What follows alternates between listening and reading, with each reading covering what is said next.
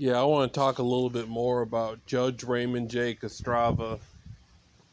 My whole trial in Judge Raymond J. Castrava's courtroom was me being framed.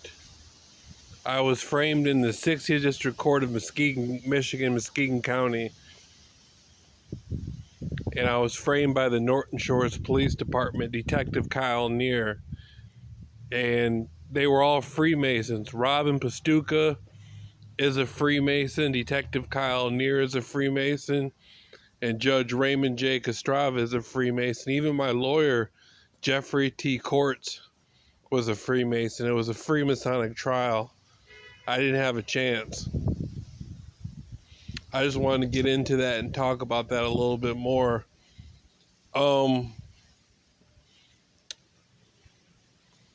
The jury was rigged. Most of the people in the jury had a background in the government. They rigged my jury.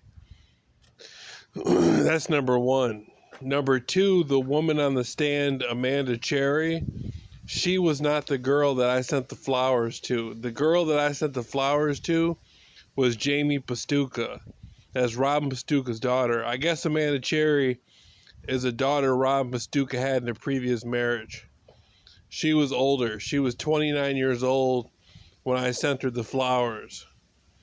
That was in 2016. Okay.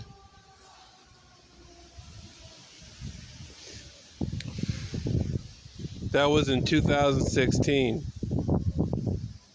I was arrested August 8th of 2016. Detective Kyle Neer came to my house with a bunch of other Norton Shores police officers. And he asked me, did I try to pull Robin Pastuca's daughter out of a car? He didn't tell me that the girl's name was Amanda Cherry. He didn't tell me a name. I asked him blatantly. I said, well, who's Robin's daughter? And he said, well, I can't tell you that right now. See, he was setting me up to frame me early. And Robin Pastuca was running a gang stalking operation out of her house. Every time I left my house, they would follow me. They followed me back and forth from the store. They followed me in Muskegon Heights, Michigan, Muskegon, Michigan, of course, Norton Shores, Michigan, Fruitport, Michigan, Grand Haven, Michigan, even as far as Grand Rapids, Michigan, which is an hour away. They were following me up and down the street with their brights on in broad daylight. This is typical gang stalking activity.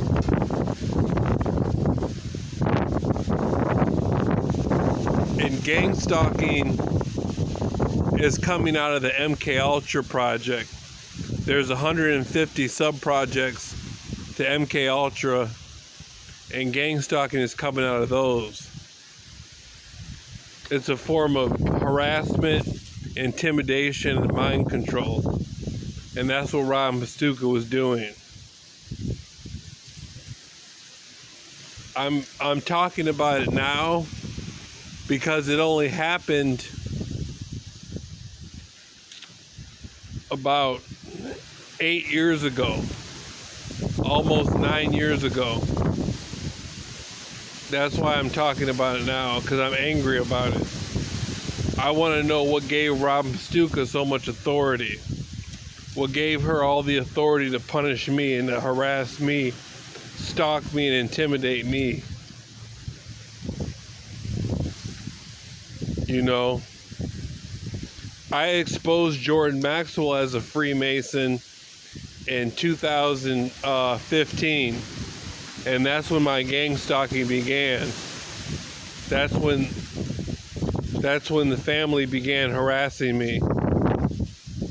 Robin Pastuca's family began harassing me when I exposed Jordan Maxwell on YouTube.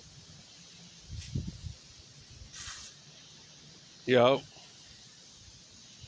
And this goes on all over the world. There's people being gang stalked all over the world, in America and different countries.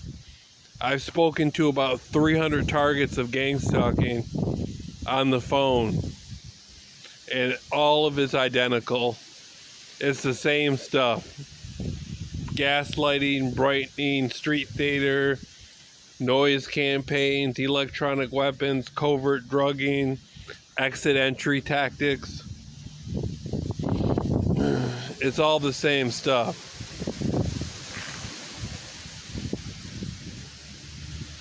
I want to know why Rob Pastuca was allowed to get away with all this. And I want something done about it. I put an appeal in at the end of my court trial. I did an appeal, but when I went to the public defender's office to follow up with my appeal, they said they didn't have appeal on record. So I got fucked out of my appeal. And I want something done about all this. I don't know who to talk to or where to go for help.